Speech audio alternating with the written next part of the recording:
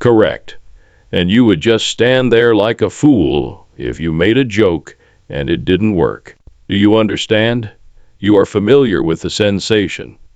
The first superstar on television was Milton Berle, because to him, TVs were sold out in stores in 1948. Restaurants closed early on Tuesday nights, and crime rates decreased. Every week, 80% of Americans watched him. However, nobody took note when he passed away from cancer. He had been entirely forgotten by the very industry he founded. In a book, his own son called him a monster. He last made news when he groped RuPaul live on television. Uncle Milty, as they called him, passed away by himself, without the cheers that had characterized his whole existence. The stage mother who went too far was Sarah Berlinger, who subsequently changed her name to Sandra Berle. She determined her son Milton would live it for her when her parents prevented her from pursuing her ambition of success in show business. When Milton demonstrated a talent for humor as a young child, Sarah gave up everything: her husband, her other children, her entire life, to concentrate only on turning him into a household name. She even changed her name to reflect his notoriety. She would intentionally make loud laughter in order to help Milton win over the audience. In an attempt to get attention, she forced him onto stages without his consent and put himself in danger of being arrested. She had a significant impact on Milton's life, as everyone knew, but at a high cost. Milton was left to bear the burden of her dreams after his father and siblings were disregarded. He claimed later in life that his mother had made the mother of Gypsy Rose Lee resemble Mary Poppins. Milton's early years vanished nearly before they started. When he was only 5 years old, he began performing in silent movies. The Perils of Pauline, released in 1914, was his debut motion picture. Milton worked while other children played in parks. Before turning 8, he starred in over 50 silent films. He starred alongside Mary Pickford and Douglas Fairbanks in Rebecca of Sunnybrook Farm and The Mark of Zorro. A career was exchanged for his youth. Due to his father's illness and inability to work, he supported his entire family as a vaudeville and film veteran by the time he was in his teens. The pressure was tremendous. Milton's narrative also demonstrates how Hollywood frequently exploited gifted children at the expense of their pleasure and well-being. Milton's early years took a turn for the worst when he was 12. Later on, he claimed that a chorus girl had robbed him of his virginity. Children were not safe in the VA world. It was full of perilous scenarios, raunchy humor, and late nights. Milton was thrust into this adult world too soon, despite the fact that his mother was constantly close by. It wasn't a single negative encounter. It demonstrated how the entertainment industry failed to safeguard its most promising young performers. Milton said that the experience affected his perspective on relationships for the remainder of his life. Sarah was in charge of more than simply Milton's profession. She also controlled his romantic life. Sarah found a means to break up with a girl if he saw her more than 3 times. He found it difficult to build genuine relationships because of her hold on him. He pursued women in an attempt to show that he wasn't a mama's boy, but he was always dependent on his mother's approval. Milton hardly ever attended school. He attended the New York Professional Children's School, which was established in 1914 for children employed in the entertainment industry. The school allowed him to continue teaching basic skills, but its main goal was to keep children working. Milton was raised in a world of rivalry and celebrity, surrounded by other child stars. Later, he felt isolated from everyday people. He lived in a world of acclaim rather than playgrounds. Joke theft was one of Milton's other claims to fame. A clever joke may sustain a vaudeville artist for years. However, Milton stole content so frequently that he was dubbed the thief of bad gags. Bob Hope once remarked that he enjoyed watching Berle on television to gauge the success of his gags. On air, Berle even ridiculed himself for it. "I'll have more jokes than I can step handle," he declared during a 1947 radio. The moniker stayed. But rather than harming him, it increased his notoriety. Milton was a popular act in New York by the age of 21 in 1929. He headlined large venues and did 6 gigs a day. In a single run, he performed in 553 shows as the star of the Ziegfeld Follies. He performed on the largest stages of venues such as the Palace Theater. He never stopped working, switching between Broadway, movies, and vaudeville. He became one of the most well-known comedians of his era, thanks to his mother's perseverance and his own talent. At the age of 12, Milton made his Broadway debut in Flora in 1920. However, it wasn't a major setback. Acting in movies and even taking first place in a Charlie Chaplin look-alike competition. He had already been employed for 7 years. His mother continued to press him. To draw attention to him, she even flung him into the stage once, during an Al Jolson performance. Because of his upbringing, Milton was constantly in need of praise and had to prove himself. Milton stunned audiences by performing comedy in drag during the 1920s and 1930s. It was illegal to wear women's clothing on stage at the time. Nevertheless, Milton did it. He was featured on the cover of Newsweek because of his outrageous Carmen Miranda act. When he appeared on Texaco Theater in 1948, his drag acts were so well liked that everyone was watching him on TV, which caused a drop in crime during the show's run. Long before drag comedy gained popularity, Milton helped make it a component of popular entertainment. Milton's attempts were not all successful. He had a series of unsuccessful radio shows in the 1930s and 1940s. In 1934, he launched his debut show. Then followed Kiss and Makeup in 1946 and 3 Ring Time in 1941. None persisted beyond a season. To concentrate on radio, he even declined nightclub jobs that paid $25 a week, but to no avail. He was regarded as the most well-known failure in radio. He required a stage or a screen for his style. Something that occurred on June 8, 1948, permanently altered the entertainment industry. The debut edition of Texaco Star Theater was broadcast by NBC from Studio 6B at Rockefeller Center. It was more than a brand new program. The TV variety format was only getting started. Milton Berle became America's first television star that same night. The program featured live ads, comedy segments, music, and vaudeville performers. It was new, exciting, and enjoyable. Texaco was more than just a show sponsor. They became involved with it. Every show began with a group of Texaco singers and happy staff members dressed as guardian angels. Berle brought tremendous energy to television after already making a name for himself in vaudeville and radio. His rapid jokes, humorous clothes, and slapstick approach quickly got people talking. It was never the same on Tuesday nights. This was more than just amusement. At that point, television really started to permeate American culture. NBC wasn't sure about Berle at first. They experimented with different hosts, including Jack Carter, George Price, and My Amsterdam. Berle's initial contract was limited for 4 weeks. Jack Carter even became host in August 1948. However, Berle's crazy comedy and showmanship were unmatched. On September 20, 1948, NBC officially announced it. The permanent host was Berle. He was more than simply a TV face. He was Mr. TV.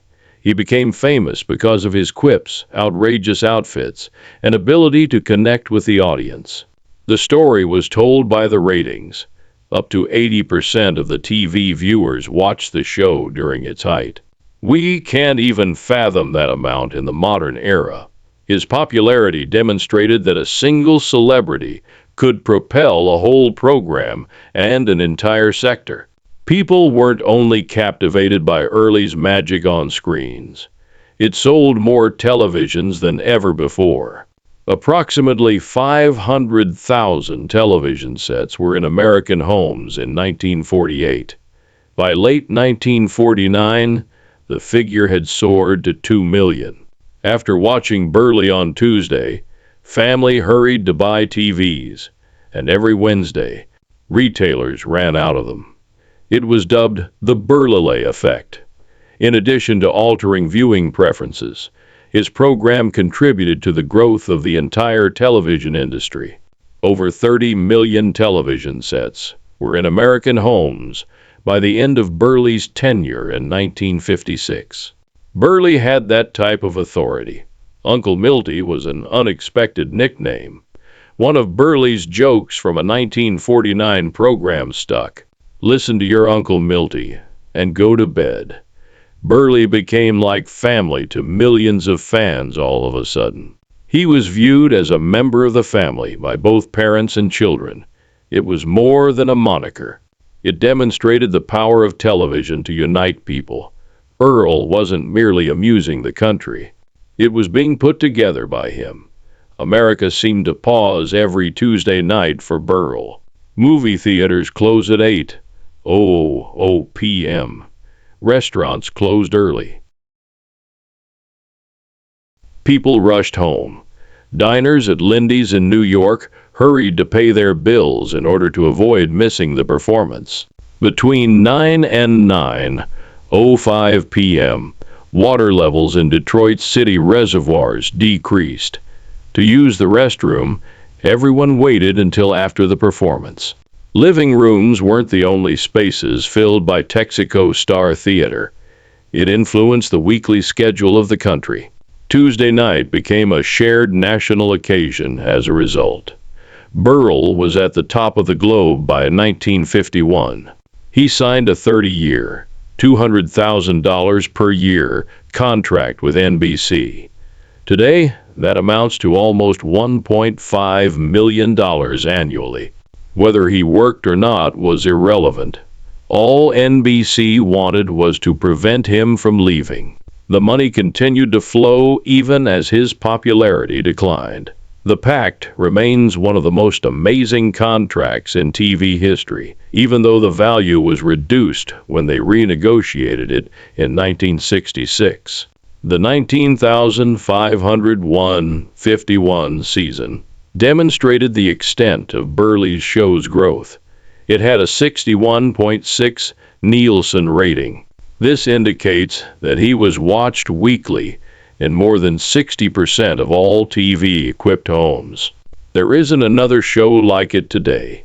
Texaco Star Theater was more than just a show back then. It was a nationwide occurrence.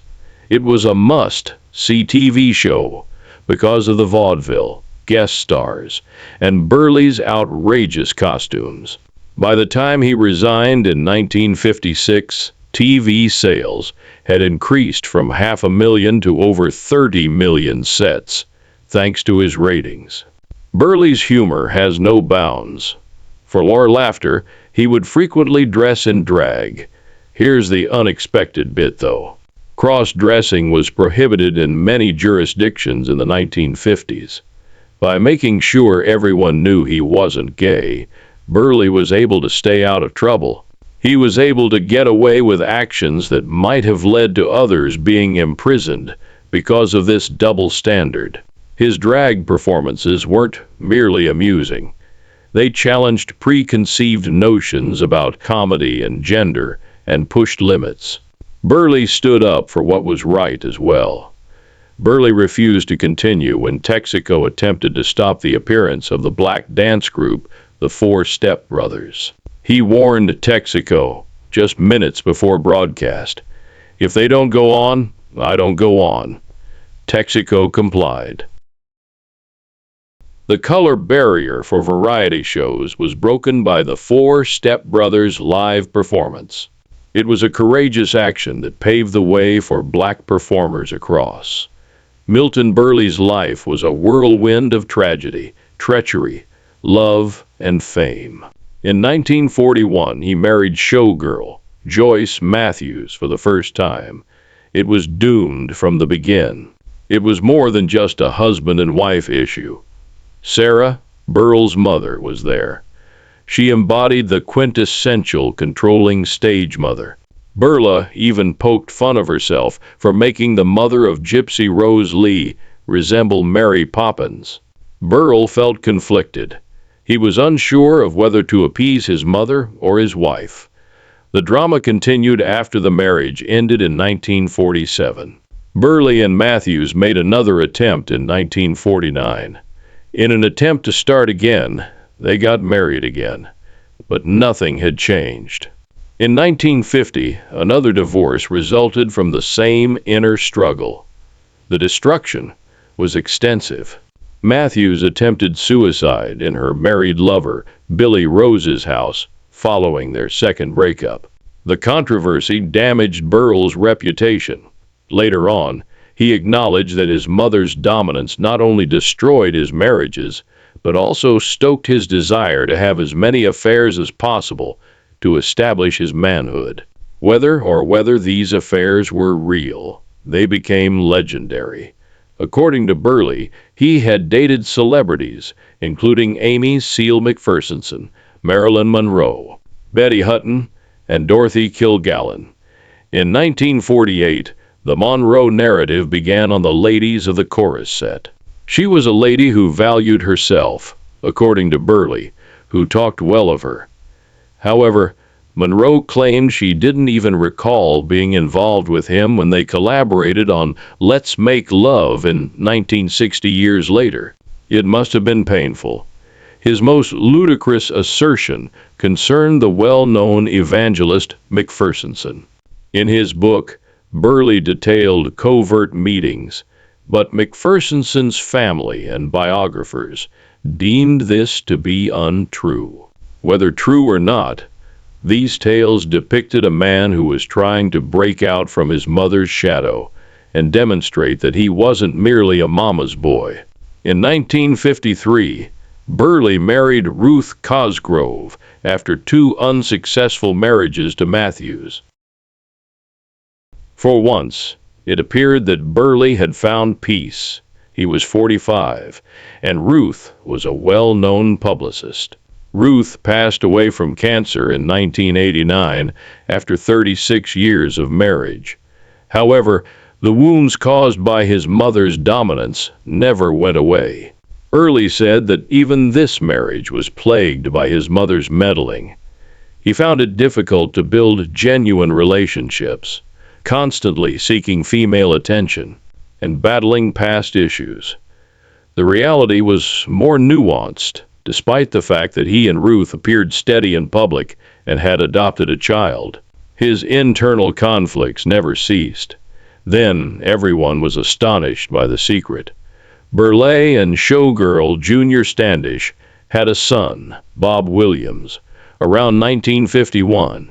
Berle claimed to have solely adopted children for decades. Unaware of the facts, Bob grew up seeing Berle at parties.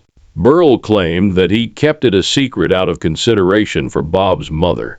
Berle was in his 80s when the truth was revealed in the late 1980s and early 1990s.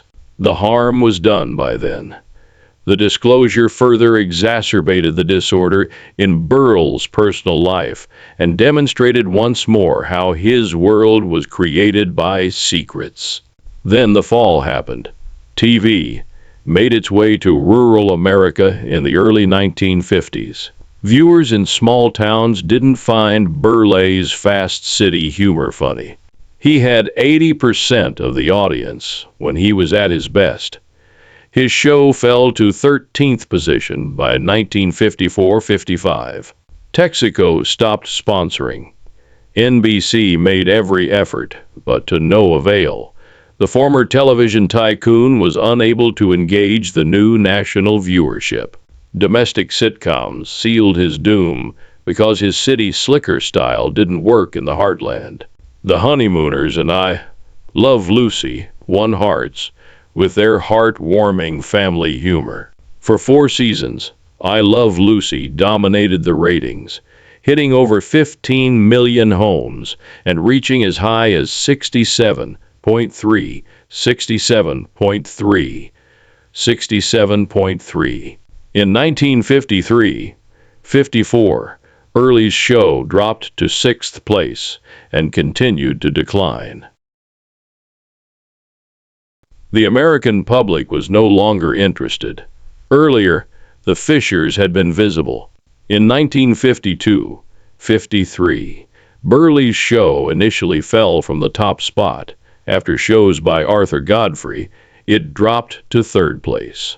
This went beyond just a decline in ratings. An era came to an end. The shifting tide was too strong for Berle's star power to withstand. He fell quickly.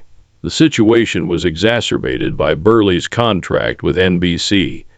They signed him for 30 years in 1951 for $200,000 a year, which is more than $2 million today. When his fame waned, NBC was trapped, whether he worked or not. In 1955, they tried to place him on everything they could and reduced his compensation to $120. In order to fulfill the obligation, he ultimately hosted events like Jackpot Bowling.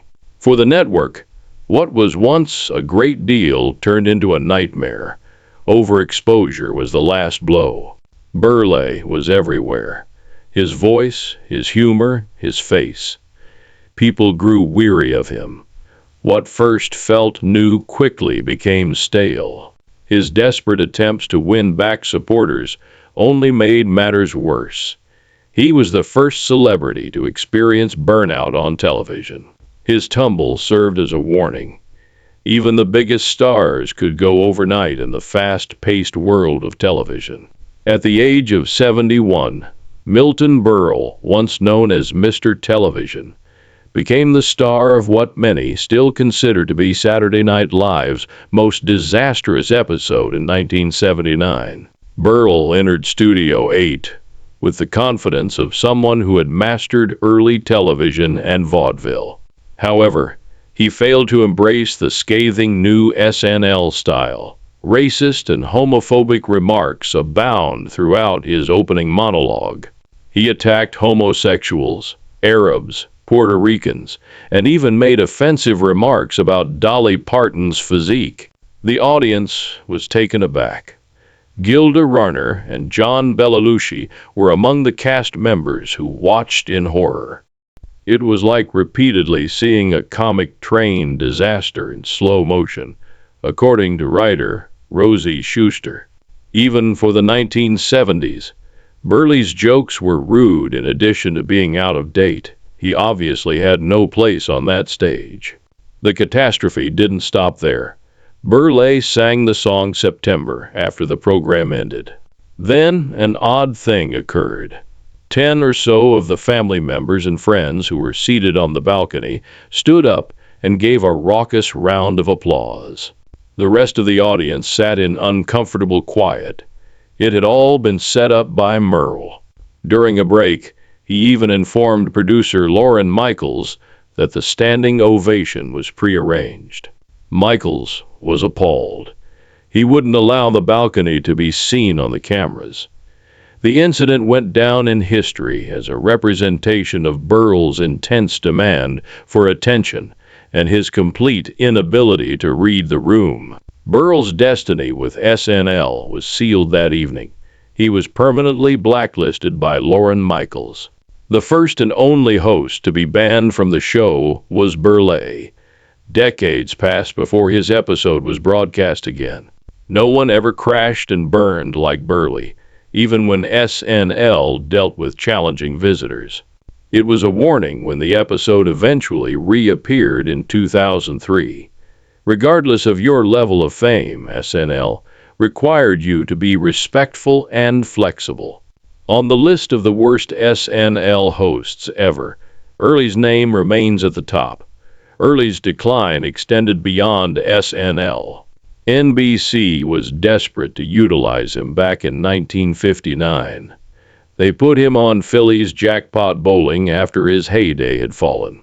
This odd program continued until 1961. Berle interviewed celebrities who bowled for charity and attempted to inject humor into bowling tournaments. But everyone understood why he was there. It was necessary for NBC to burn off his costly contract. A sad chapter for a guy who was once acclaimed as the king of television. The show stopped after 6 months. Berle's haughtiness was intolerable throughout his week on Saturday Night Live. Lorne Michaels later claimed they knew it would be a fiasco from the beginning. He disregarded the writer's ideas, stating, "This might be over your heads." He forced in his old vaudeville routines. He mugged for the camera in ways that felt painfully outdated. Berle's desire to take center stage wrecked the performance. Additionally, it left a lasting lesson about the consequences of a performer who refuses to change. It wasn't just Berle's public shortcomings. William, his adopted son, wrote a harsh memoir titled My Father, Uncle Milty, which was released in 1999. Hollywood was taken aback. Years of emotional neglect were detailed by William. He wrote about a father who was more interested in his work, ladies, and gambling than in his own child. One story caught our attention. Berle bribed a prostitute to take William's virginity while he was just 16 years old. This was one of the few times his father ever seemed to care, according to William. However, it left him hurt and perplexed. In their strained relationship, another chilly and transactional scene. William continued after that. Before appearances, he explained, Berle would apply a thick layer of makeup, clinging to a past that was no longer there. He ridiculed his father as a conceited has-been in an attempt to conceal his advanced age. The book finally caused a rift between them. Berle never spoke to his son again because he was so furious. He lived up to his promise until his passing in 2002. The resentment persisted even after death. William made ominous remarks about his father's grave and protest. Their relationship was irreparably broken. The unfortunate reality is that Berle's own childhood was linked to his shortcomings as a father. His mom was the quintessential stage mom. She destroyed his personal life and concentrated solely on his profession. If his romances went longer than 3 dates, she even ended them. Growing up, Earl was constantly looking for something he couldn't find and was ravenous for female attention. He was caught in a generation-long cycle of neglect and made the same mistakes with his own children. Milton Berle, formerly known as Mr. Television, was shocked by news in April 2001, as was everyone who still recalled his heyday. He was diagnosed with colon cancer by doctors. Inside him, a tumor had been growing. According to his physicians and wife, it was progressing so slowly that it wouldn't seriously hurt him for another 10 to 12 years. He seemed to have time. It was time to reflect on his life. It might even be time for a final comeback attempt. However, that optimism was a delusion. Berle passed away on March 27, 2002, at the age of 93, less than a year later. His cancer progressed far more quickly than anyone had anticipated. It served as a harsh reminder of the unpredictability of life and death. Without the cheers that had encircled him, the man who had previously kept 80% of America transfixed to their TV sets on Tuesday evenings was now withering, alone. Many people were perplexed by Early's decision. He declined to have surgery. Lorna Adams, his wife, pushed him to think about it, but Berle refused. He took the physician's explanation of the delayed growth seriously. At his age, he believed the procedure was not worth the discomfort and recuperation. His choice was viewed as brave by some. Others interpreted it as surrender. He decided not to battle for more time after years of struggling for attention and chuckles. However, the cancer did not wait 10 years. Within a year, it took his life. Berle's last months were made even more depressing by the way the entertainment industry handled him. His performance was so well liked in the 1940s that stores would close early so that people could see it. Ultimately, however, his decline was little noted by the same business. There were no network calls, no large tributes, and no lavish farewells from up-and-coming comedians who owed their livelihoods to his groundbreaking work. A few old acquaintances attended his funeral. Hollywood's silence says it all. The spotlight fades fast, and fame is short-lived. Berle had been in the news for the last time in 1993. At that time, he joined RuPaul at the MTV Video Music Awards. A reference to Berle's previous drag performances, it was meant to be humorous. However, the situation became unpleasant and awkward. Berle's jokes didn't work. RuPaul used the cutting line in retaliation. "You've changed from wearing dresses to diapers." Then, according to reports, Berle went too far. He made remarks that were disrespectful and out of place, and he touched RuPaul's chest without permission. The altercation backstage exacerbated the situation. RuPaul's reputation with MTV suffered as a result of the episode, and Berle appeared to be a man who was out of touch with modern society. Berle was no longer a show star in his rather. He received invitations to charity roasts and gatherings where he was made fun of for his advanced age and former glory. As younger comics took aim, Berle would poke or interrupt them throughout their sets in an attempt to regain the attention. Seeing it hurt, hanging on to recollections of a world that had changed. The king of early television was relegated to the butt of the... There was an odd turn of events when Berle passed away on March 27, 2002. On the same day, two more Hollywood icons passed away. Filmmaker Billy Wilder and actor Dudley Moore. The burden of these other losses overshadowed the news of Berle's death. Not even his last headline could carry the weight of the guy who once dominated television. It seemed like the end of an era of Hollywood greatness, not just for Berle. The guy he had become was reflected in his funeral on April 2002.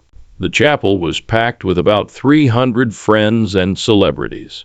Don Rickles, Jane Meadows, Red Buttons, Sid Caesar, and Buddy Hackett were there.